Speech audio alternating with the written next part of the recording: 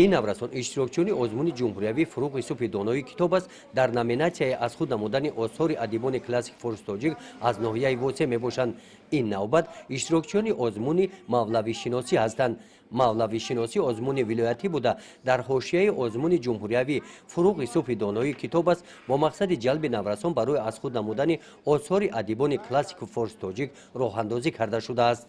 ایجادیات استاد جلال‌الدین رومی به من خیلی پسند میباشد و من هر گونه که صحیفه گردانش میکنم به خود یک جهان تازه ای را میگیرم. من از ایجادیات استاد جلال‌الدین رومی زیاده از 300 مصرع از مثنوی و معنوی و 20 رباعی از بر نمودم.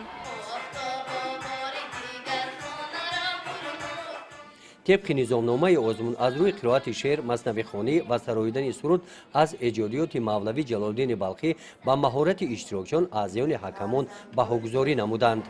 براستی من همچون اعضای حکمان شاد از آن شدم که در حقیقت خوانندگان امروز با این متفکر بزرگ مولانا جلال‌الدین بلخی اینقدر رو آوردند و بودند نفرانی که تا 1000 مصرع از اشعار مولوی قرائت کردند و قرائت شعر هم خوب بود و باعثی هم در نگرانی است که معلوم گردید که در کتابخانه های مؤسسه ها شاید از نبودن اشعار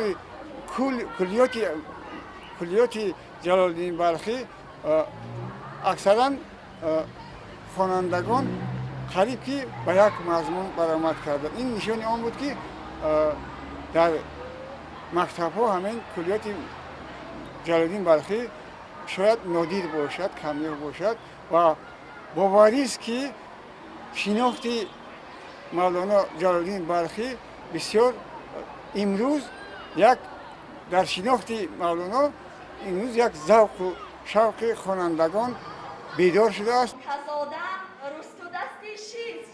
غایه های بشردوستی و انسان پرورانه مولانای بلخ در تاریخ تمدن جهانی مقامی بلند و شایسته دارد.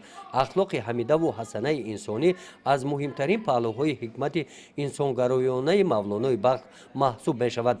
رفتی آزمون نشان داد که نورسان با ایجادیات جلال‌الدین بلخی توجهی کلان دارند. غالبان دور ناحیوی آزمون با دور ولایتی راه می‌یابند. گزارش خواجه نظریف خدای نظر ظهوروف از ناحیه واسه برای برنامه اطلاعاتی نوید.